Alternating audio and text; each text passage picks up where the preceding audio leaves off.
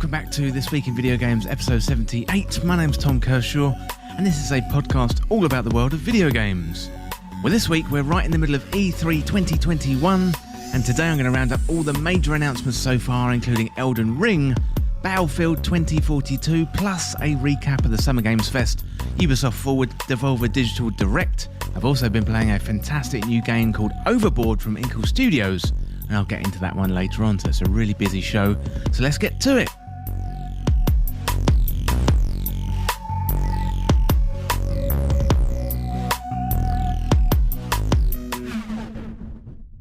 Welcome to the show, everyone. I hope you're well and having a good week. And I'm good this week, and it's the most wonderful time of the year. Yes, it's video game Christmas, and E3 2021 is on right now.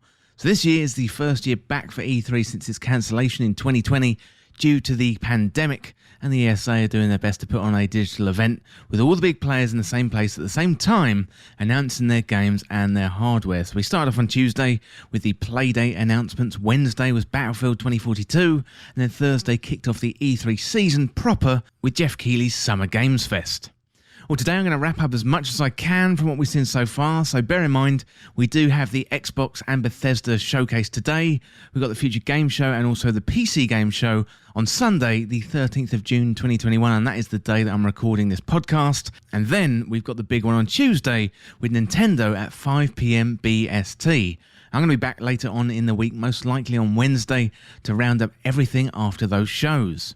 Well, before we get into the show today, I wanted to plug the podcast Patreon, and you can send in your questions and your stories for community questions by signing up to Patreon. So for as little as $2 a month, you can sign up and become a patron, and you get access to exclusive Discord rooms, send in questions and your comments to be read out on the This Week in Video Games podcast, and also access exclusive content and early access too. There's plenty of benefits over on Patreon, plus you get to support the show and help This Week in Video Games become a little bit more self-sufficient. Well, that is enough intro waffle from me, so let's get into what I've been playing this week. Well, apart from all the E3 excitement, I have been playing some games over the last few weeks. I'm still enjoying Mass Effect 1, although not ready to bring you my review of that game just yet. I've also been playing Ratchet & Clank Rift Apart, but given it only came out on Friday, I'm only a few hours in. I have to say, it is probably the best game I've played so far in 2021, but I'm going to bring you my full review on that on the next episode in 2 weeks' time. Well, Inkle dropped a new game out of the blue in the last few weeks called Overboard, and I'm really excited to bring you my review of that game later on in the show. It is a text-based reverse murder mystery where you have to pin the murder of your husband onto someone else after you start off the game throwing him overboard for being such a bore. It's really, really great fun, and can't wait to tell you all about that game. Well, first up in the show, let's check out everything we know so far about one of the most hyped games out there, and that is Elden Ring.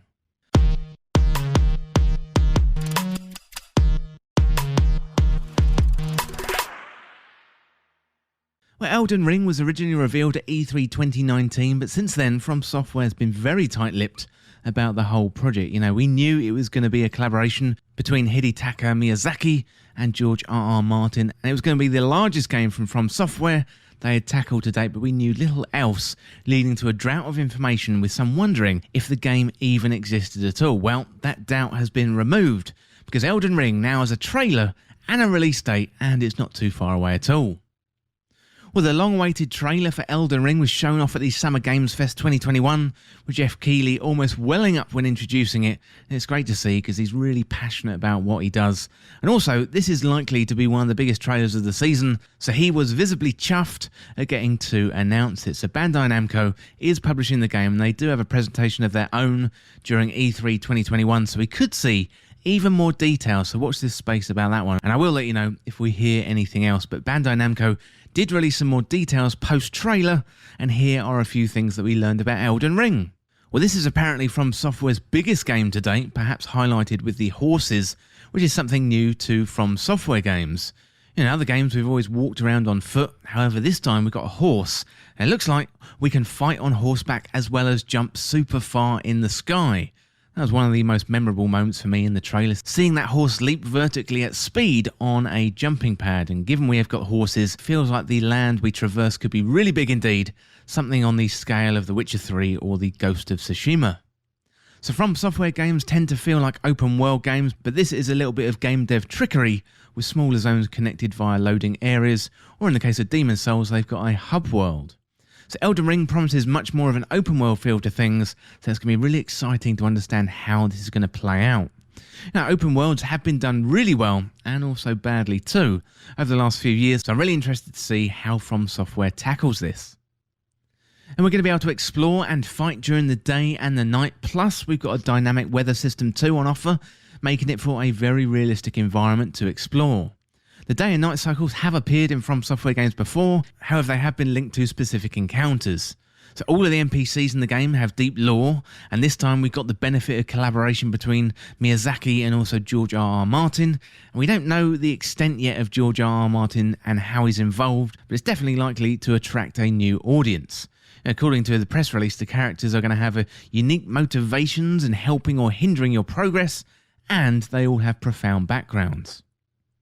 We've got confirmation of a couple of biomes in the game so far, including grassy plains, suffocating swamps, and also spiralling mountains, foreboding castles, and also other sites on a grand scale. The key plot points are still a well-kept secret, however, we do have a snippet of the plot from the official website, and that says, so the Golden Order has been broken. Rise, tarnished, and be guided by grace to brandish the power of the Elden Ring and become an Elden Lord in the Lands Between. In the Lands Between, ruled by the Queen Marika and the Eternal, the Elden Ring, the source of Erdtree, has been shattered. Marika's offspring, demigods all, claim the shards of the Elden Ring, known as the Great Runes, and the mad taint of their newfound strength triggered a war, the Shattering, a war that meant the abandonment by the Greater Will. And now the guidance of grace will be brought by the tarnished who was spurned by the grace of gold and exiled from the Lands Between. Ye dead who yet live, your grace is long lost, followed a path between the Lands Between, beyond a foggy sea to stand before the Elden Ring, and become an Elden Lord. So journey between the Lands Between, a new fantasy world created by Hidetaka Miyazaki and creator of the influential Dark Souls video game series, and George R.R. Martin, author of the New York Times best-selling fantasy series A Song of Ice and Fire.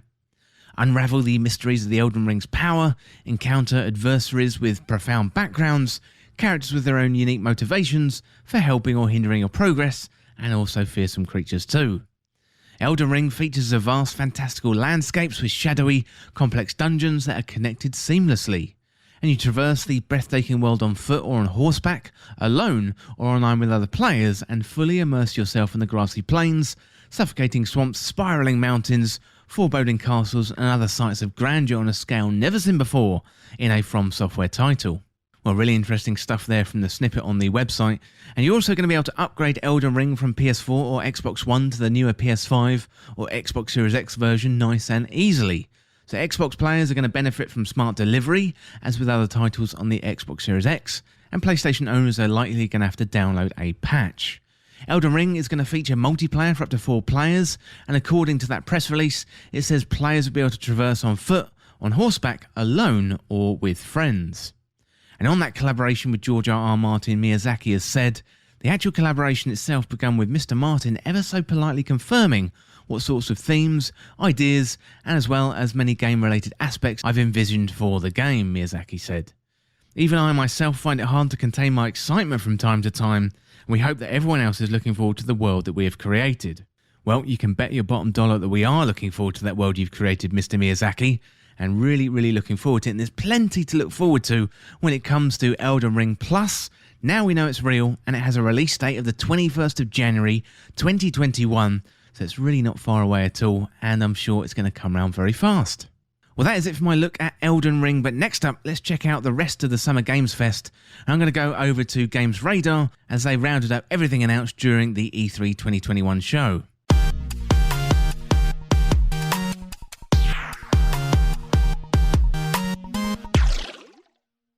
So kicking off E3 2021 in style, Jeff Keighley's Summer Games Fest has delighted us with a whole bunch of new announcements and reveals, ranging from the long-awaited Elden Ring to updates on Call of Duty Warzone Season 4.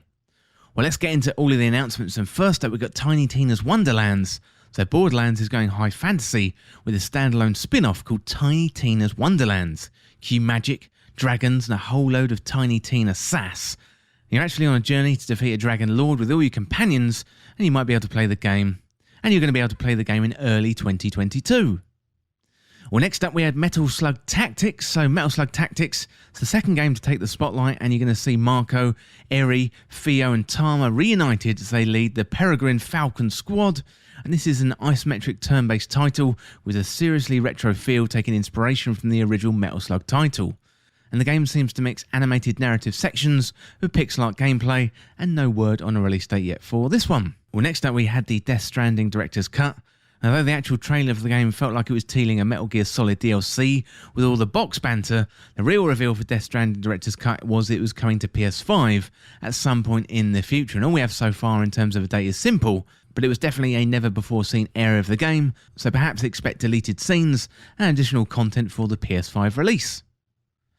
Well, next up we have Jurassic World Evolution 2, so Frontier's excellent dinosaur theme park simulator is back, and Jeff Goldblum stated that the game will be deeper and more expansive than the original game, including deep water biomes that were not previously seen before. So prepare yourself to continue trying to control some of the most dangerous and hella extinct creatures, and it's arriving sometime later this year, so this shouldn't be too long to wait. Well, next up, really exciting one, and it's Lost Ark. So a surprise for the games industry is that Lost Ark, a Diablo-esque MMO, is coming to the West, launching in the fall of 2021. It's been playable in Korea and Japan for years before launching in Russia, but now Amazon is helping it branch out to America and Europe. There's a beta coming this summer, so look out for that if you've been waiting for the game. And you can sign up for that beta if you look at the Lost Ark website and sign up with your Amazon account. You can get in there and help test out that game before it comes to the West. And I saw a lot of content creators get really excited about Lost Ark, so I'm definitely putting this one on my watch list. Well, next up we have Call of Duty Warzone Season 4, so we got a new trailer for the next season of Call of Duty Warzone and Black Ops Cold War, with a new operator appearing in a brief cinematic before all hell breaks loose. So players of Treyarch Shooter are going to be delighted to see fan favourite map Hijacked is back, while Warzone players also got a glimpse of some of the new things that are headed to Verdansk this season. Well, next up we had an update to Among Us. So Among Us is getting a brand new hide and seek mode, along with a number of new roles, new colours and cosmetics, achievements, and also developer Innersloth revealed that map 5 is in development. It all continues to be super exciting for the indie breakout hit. Well, next up we had Salt and Sacrifice. So Shiro Yoshida, head of PlayStation Indies, made a surprise appearance to reveal a sequel to the Souls-like Salt and Sanctuary, called Salt and Sacrifice. It's going to arrive in 2022. It's currently confirmed for PS5 and PS4. It's another dark, slightly terrifying 2D action platformer, but this time around the co-op functionality we brought more to the fore, including offering online multiplayer. Next up we had a new trailer for Solar Ash. This is one of my most anticipated games for 2021. So the beautiful Solar Ash from Heart Machine, the developer behind Hyperlight Drifter, got a brand new trailer at Summer Games Fest and also reaffirmed its 2021 release date. It also showed us more of the game's gorgeous neon-infused art style and a better look at how combat will work, featuring a flying, laser-breathing monster. Next up we had a tease for Valorant, so Riot offered the very briefest of glimpses at Valorant's next agent, which will most likely arrive at the launch of the next shooter's upcoming third episode.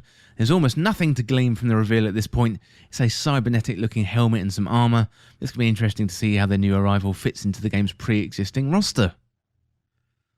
Continuing the shooting theme, we had an update from Escape from Tarkov. So Battlestate Games revealed a trailer from the Escape from Tarkov showcasing a brand new map called Streets of Tarkov, and it's an urban map lined with narrow streets and tall buildings, and the new map poses a fairly significant shift in gameplay strategy, as most maps available in the closed area beta are set in rural or industrial environments with less cover.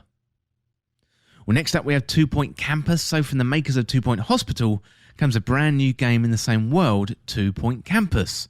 So as the title suggests, this one will have you creating and managing a college campus, and it's going to include various lecture halls and what looks to be the game's take on Quidditch, without the broomsticks of course. And what's more, it's arriving next year. Next up we have a crossover with Stranger Things and Smite. So free-to-play MMO Smite from Hi-Rez Studios is getting a Stranger Things crossover for its Battle Pass on July the 13th. So the Haunting, Demogorgon and the Mind Flayer are going to join the game to rage chaos, so will Eleven and Hopper. And they're going to be bringing some unique abilities to Smite, and each with 2 costumes available. And there's also a new upside down area that's going to be available to really immerse the Netflix series world. Well, next up we have Painkiller. So Saber Interactive is working on a new game based on Painkiller. So if you're not sure what Painkiller is, that is understandable.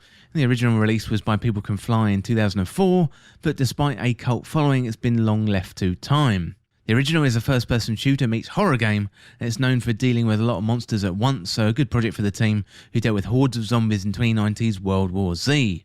So nothing else was shared about the game, sadly, with no trailer, platform or date confirmed. However, for those who have waited a long time for Painkiller news, your day has arrived.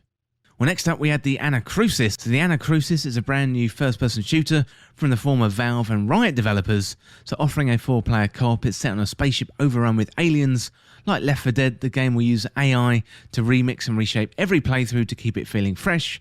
And it arrives on PC, Xbox Series X, Xbox One and Xbox Game Pass this fall, complete with full crossplay support. So the Fast and Furious cars are returning to Rocket League, so from June the 17th, you can be able to get your hands on Fast and Furious 3 car bundle with Rocket League. So with 3 different Fast and Furious cars, you can be able to drive the Nissan Skyline, Dodge Charger and the new Pontiac Fiero, complete with a variety of different decals. Each vehicle can be bought separately if you're just after one in particular set of wheels. And also, a tournament is being held to celebrate the return of the high-speed franchises Rocket League from June the 19th. Well, next up we had Blood Hunt. So vampires meet Fortnite in Blood Hunt, a brand new battle royale game set in the Vampire the Masquerade universe. So a slew of different vampire types slug out on the rooftops to be crowned winner, human dinner. Next up we had House of Ashes. So the third entry in the Dark Pictures anthology got a new trailer at Summer Games Fest. It definitely showed off its Descent inspirations. So we already knew the game was en route, but now we know that the release date is set for October the 22nd. Well, next up we've got Tales of Arise. So we've got a closer look at the next game from the beloved Tales series, which is set to release on PS4, PS5, Xbox One, Xbox Series X and PC via Steam on September the 10th, 2021. And the trailer gave us a closer look at the JRPG's roster of characters and the abilities they're going to be bringing to bear during combat. Well, next we've got Sky, the Little Prince season. So Sky is headed to Nintendo Switch on June the 29th and will be followed by the adorable Le Petit Prince season shortly after on July the 6th. Then we got Planet of Lana. So channeling series Limbo Cross Ori vibes, Planet of Lana is an upcoming game that features a little cat, soot sprite creature on a side-scrolling hand-drawn adventure. Originally announced in 2019, you can now wishlist the game on Steam ahead of its launch on PC, Xbox Series X and Xbox One sometime in 2022. Then we had an update from Overwatch 2, so although we got no new info about Overwatch 2, we did get a glimpse of a pair of new skins for heroes, Baptiste and Sombra, so both are sporting their new looks, which all existing characters are expected to get. Then we had a new trailer for Monster Hunter Stories 2, Wings of Ruin. So Capcom provided a new look at Monster Hunter Stories 2, and unlike the mainline Monster Hunter games, there is a strong focus on the story and a lighter, more cartoony art style to the whole world. And it is still undeniably Monster Hunter though. Rathalos, Nergigante and the whole host of other dragon-like monsters was shown flying around causing havoc, and it is all quite dramatic. There was also a look at an amiibo which was coming with the game. There's all 3 in the form of Ina, Tuskino and Razewing Rathalos. Next up we had Endless Dungeon. So coming from Amplitude and Sega, Endless Dungeon now got a new gameplay trailer shown during the showcase. And it's a roguelike that sees you trapped on a mysterious space station, and in order to escape you need to recruit other heroes and protect your crystal against the never-ending monster onslaught. Next up we had a Nier skin showed off for Fall Guys. So Fall Guys is no stranger to weird and off-kilter skins. Just recently it's seen Tron of all franchises added to the game, but Mediatonic's latest might be the strangest yet. So in a short trailer it was announced that soon players would be able to take the ultimate knockout dressed as 2B from Nier Automata, and for those who'd like to sport the protagonist of Yoko Taro's in the most unlikeliest of settings, that skin is going to be available on June the 18th. Well, next up we had a trailer for Back 4 Blood. So Turtle Rock Studios dropped in another teaser for Back 4 Blood, the spiritual successor to Left 4 Dead. So showing off a big hulky enemy you'll face in the upcoming first-person shooter, and that one is set to release on October the 12th, 2021. And we've been steadily seeing more and more of the game ahead of its release. As the trailer confirms, you'll be able to get early access to the open beta from August the 5th and try it out for yourself if you pre-order a copy. Well, next up we had Tribes of Midgard. The Norsefell Games and Gearbox got a brand new trailer and a release date of July the 27th at Summer Games Fest. It's a survival RPG that's launching on PC, PS4 and PS5, with your tribe starting from scratch, needing to hunt to earn better gear and protection, especially from things that like stalking the night.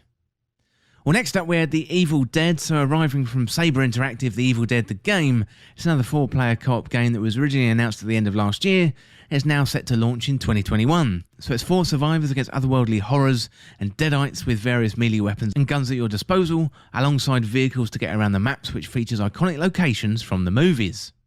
And finally, we had the announcement from Elden Ring, although we've gone into that one already. So the Elden Ring announcement, I would say, probably saved the show. I think overall, it was probably a 6 out of 10. I think for me, there are a couple of things that jumped out there. Lost Ark looks really, really interesting. That is the first time it's coming to the West. The Planet of Lana, that looked really, really interesting, especially the way Jeff Keighley said it during the show. So there's a few things there. But I do think Elden Ring was the blockbuster announcement, and you could see Jeff Keighley nearly crying when he announced it. And I really thought that was a beautiful moment. Well, that is my roundup of Summer Game Fest 2021 to kick off E3. But if you're enjoying This Week in Video Games content, then check out patreon.com/This Week in Video Games for benefits like joining in the community discussions on podcasts, early access and exclusive content, content voting, and also YouTube and podcast shoutouts. There's also a merch store which includes t-shirts, hoodies, and all kinds of other This Week in Video Games stuff. But watching the videos and interacting down there in the comments is more than enough. But if you do want to support This Week in Video Games further, you can through Patreon and also YouTube membership, so check the links down below for more information. Well, hot on the heels of the Summer Games Fest, next up I'm going to have a look at everything that Ubisoft announced during their Ubisoft Forward event at E3 2021, and this one comes courtesy out of Alice Bell from Rock Paper Shotgun.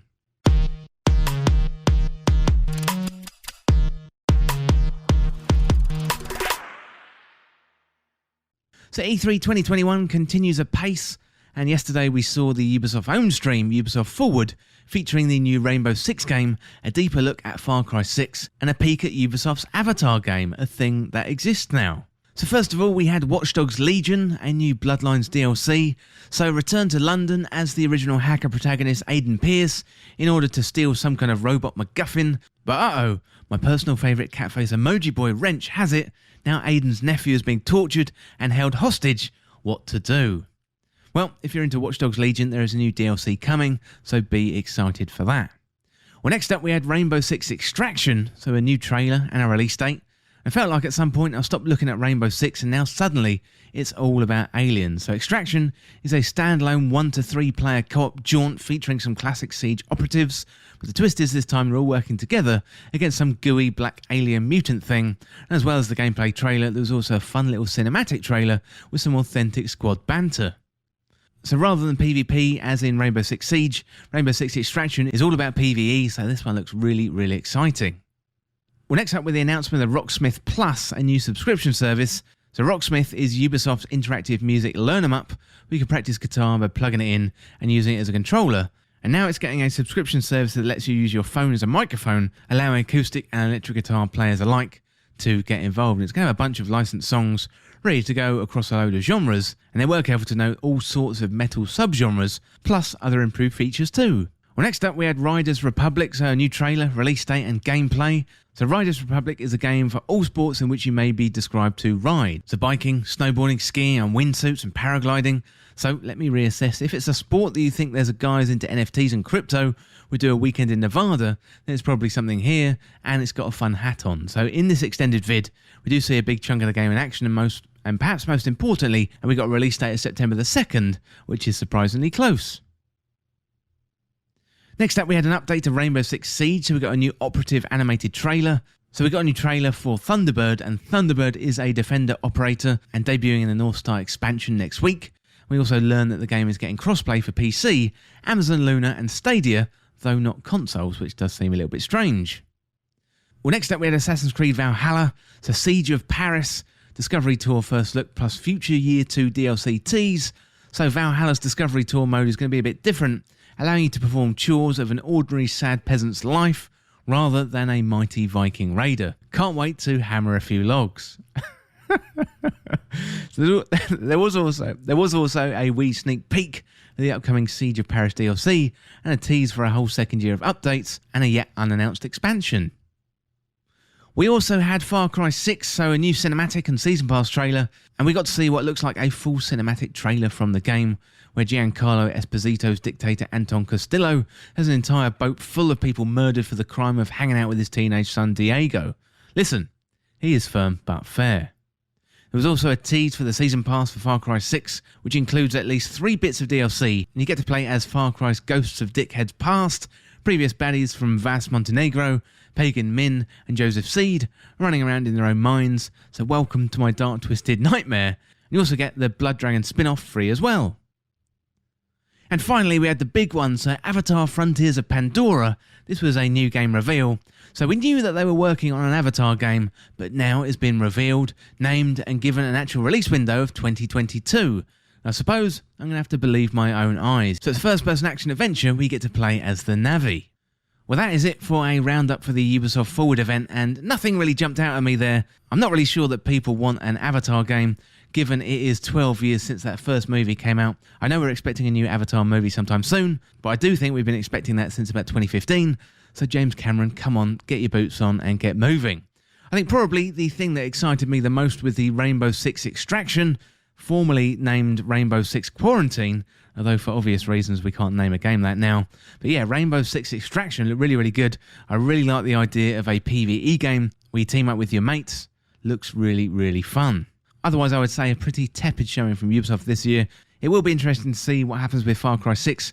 Never really been into the Far Cry series myself, but maybe, just maybe, this will be the first one that I jump into. Well, that is it for the Ubisoft Forward roundup from E3 2021, but next up, let's check out Battlefield 2042. Well, the next Battlefield game has been revealed this week to kick off E3 2021, and so far we've only seen a trailer. We do have gameplay coming today, hopefully as part of the Xbox showcase. So Battlefield 2042 is going to be set in the near future, plus we've got a climate and refugee crisis to deal with, and Battlefield is ditching their single-player campaign to focus on multiplayer, and we've got to look forward to the 64 versus 64 battles on PC, PS5 and Xbox Series S and X. There's plenty to dive into, plus let's round up all of the info we have on Battlefield 2042.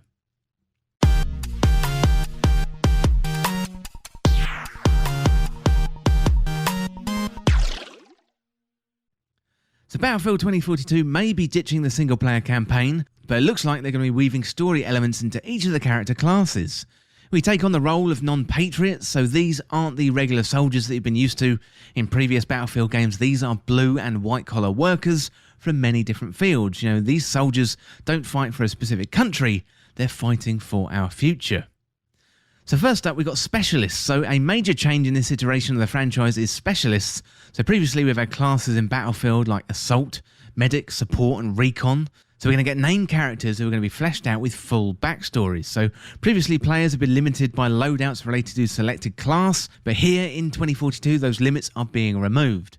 For example, in Battlefield 5, if you chose the Recon class, then you'd have to use a sniper rifle, but DICE wants to give players a little more freedom to pick and choose what they want to play with. So your special ability is still going to be locked to your chosen specialist to give a sense of uniqueness, however weapons are going to be more open to pick up and choose, and that can all be done through the combat wheel. So this allows you to mix things up mid-match if you really need to.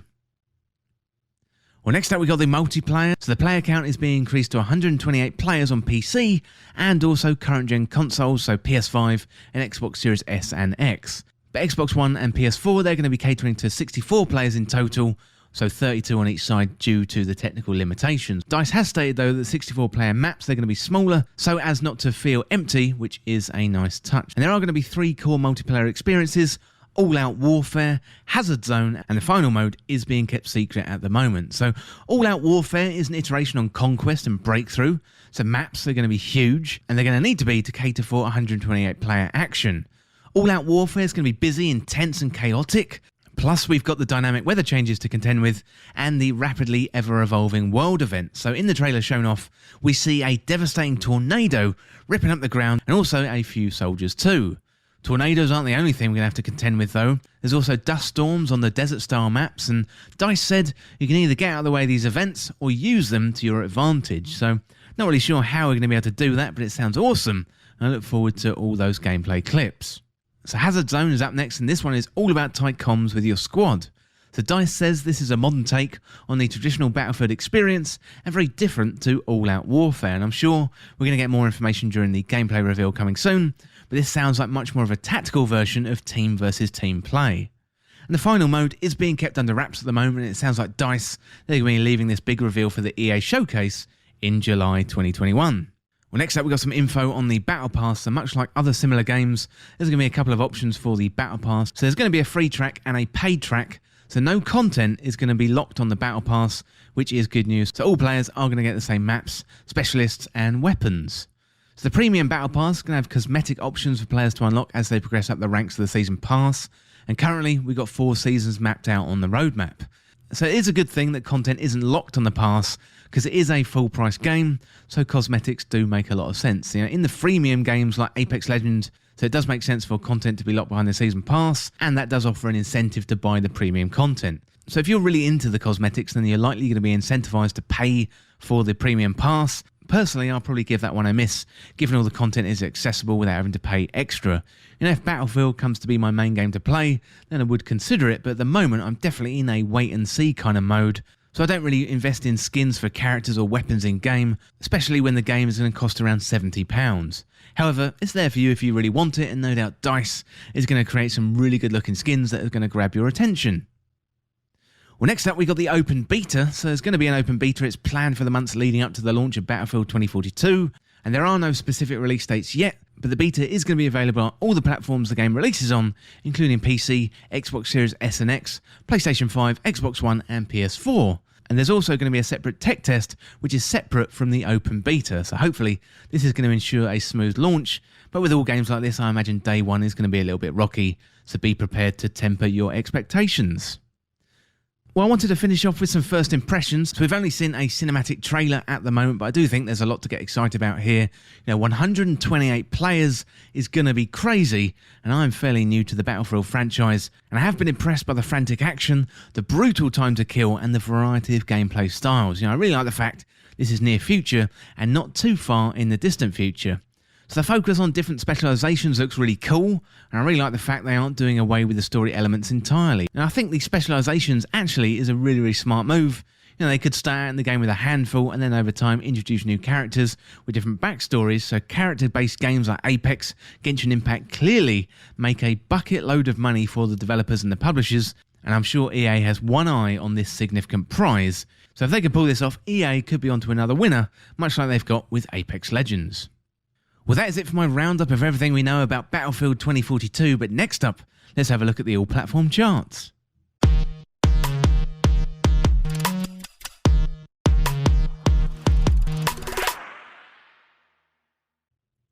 So at 10 this week, it's Super Mario 3D World and Bowser's Fury. That's staying steady there at number 10.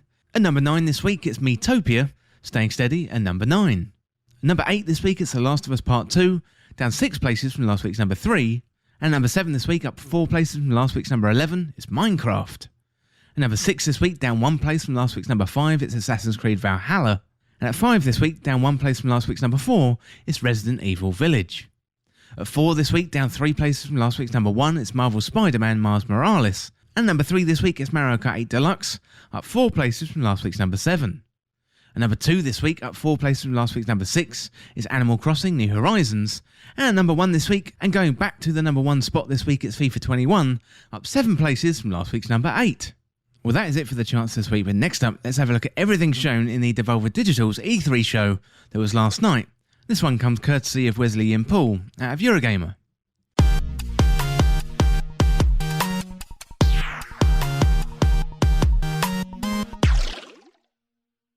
So Devolver just held its E3 2021 show, and predictably it was pretty off the wall.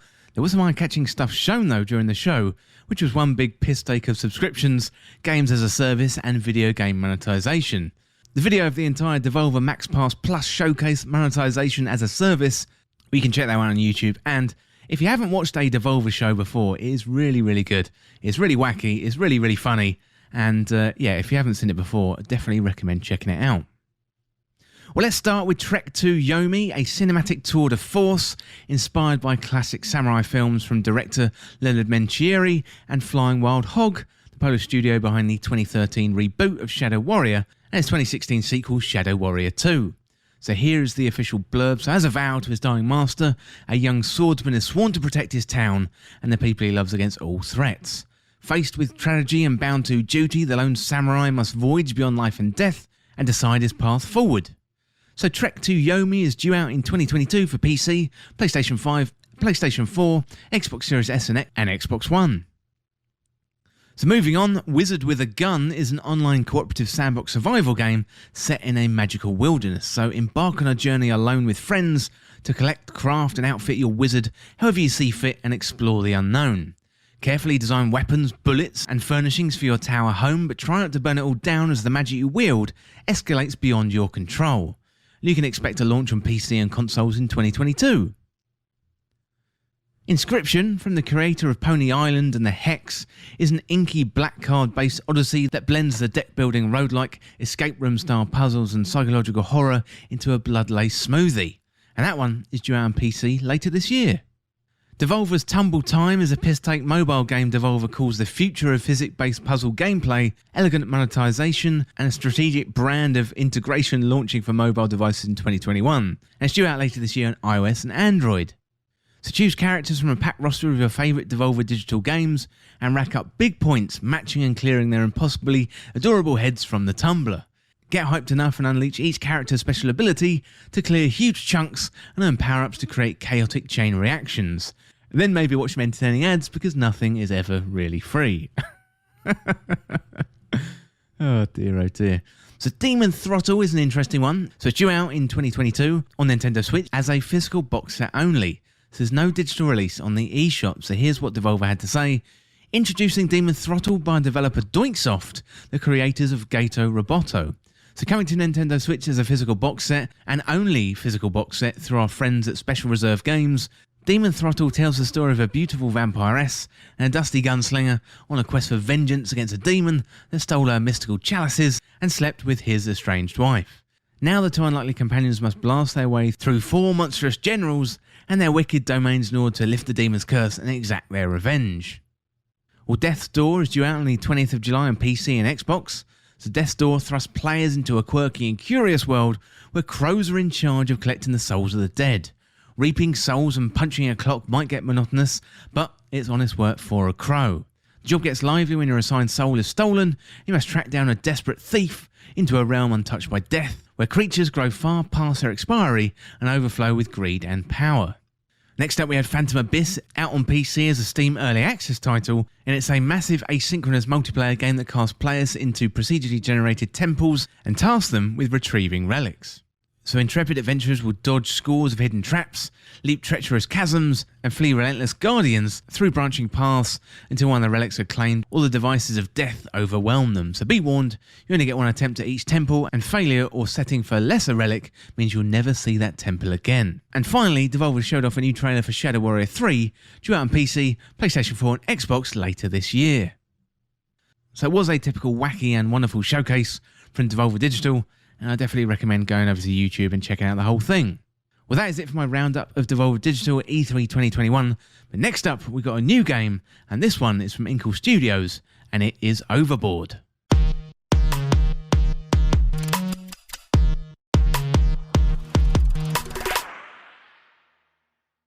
Well, Overboard is a new murder mystery game from Inkle Studios, creators of Pendragon, 80 Days and Heaven's Vault.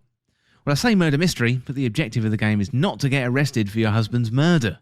And the remarkable thing about Overboard is that Inkle started development in 2021, and it shipped only a few months later. Well, Overboard is kind of a murder mystery, so the game starts off with you playing as Veronica, who throws her husband overboard, and you spend the rest of the time trying to pin the murder on someone else. Well, the game is part 2D puzzle game, and also an interactive story, which uses Inkle's fantastic ink technology. There's a whole load of narrative choices in the game, plus the writing is sharp as a knife and very funny, which is definitely a tricky thing to pull off. Now, Overboard is really replayable too, and the main objective is to get away with the murder of your dearly departed husband, but ideally, you want to run off with the loot too. So this is where things become tricky, as you've got to convince the authorities that someone else had done that murder. Well, there's plenty of NPCs to chat about on board, which also means plenty of people to pin the murder on too. So we've got Lady H, a fancy old widow who likes to drink. And there's also Major Singh, and he likes to take charge. You've got the captain, who's a massive flirt. So all the NPCs have their own schedule and walk about on the ship. So it's all about coordinating who is here, perhaps slipping in some sleeping pills there, and manipulating a character to help cover up the dirty deed.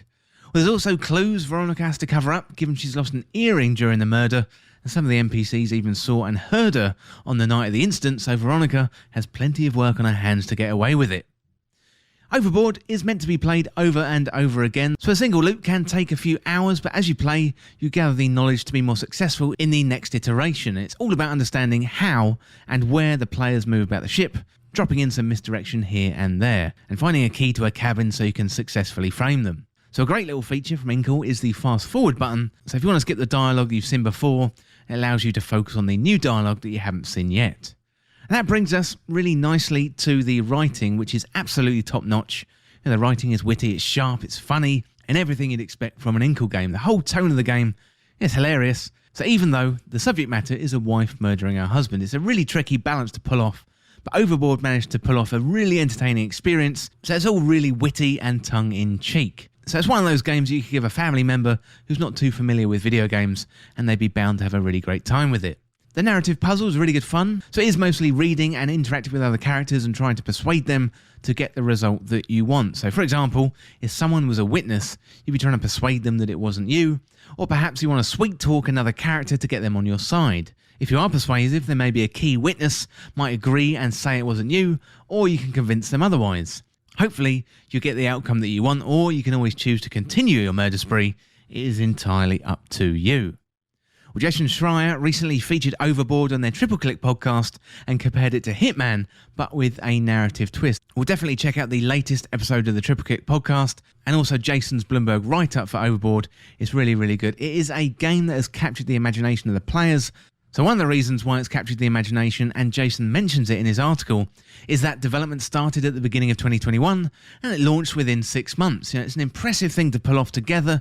The writing, the artwork, the design, and the development all in such a small space. It all comes together really, really well. Plus, it's been released on PC, Switch, and mobile devices too. And bravo to the whole Inkle team. So Overboard is great fun, it's easy to get into and instantly memorable, so it definitely is an Inkle game through and through. You're going to be reading a fair amount, however it's well worth it for the sheer quality of the writing, backed up with the fantastic design and the audio, and there's loads of memorable moments in there. It's available on pretty much on all platforms, works really well on Nintendo Switch and also mobile devices too. So the game is developed by Inkle and also published by Inkle, so it's released on Nintendo Switch, PC and iOS devices, and it was originally released on the 2nd of June, 2021. Well, that is it for my review of Overboard, but next up, let's have a look what we've got coming out in the next few weeks.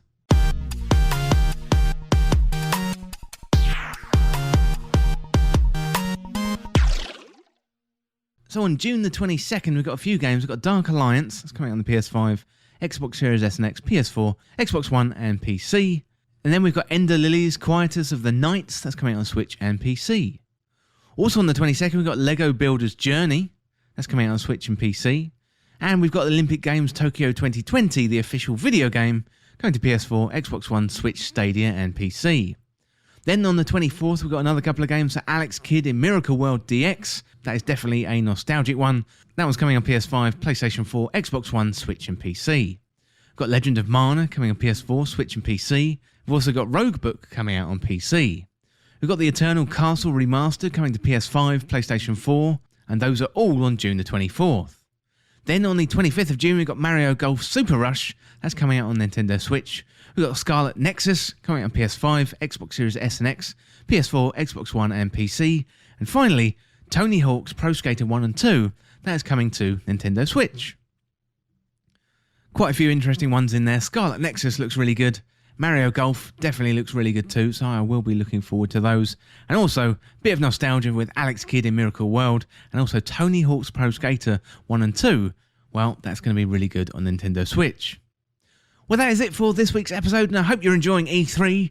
But if you want to get involved in the show, get in contact through Patreon at patreon.com/thisweekinvideogames, or check out the latest on the website.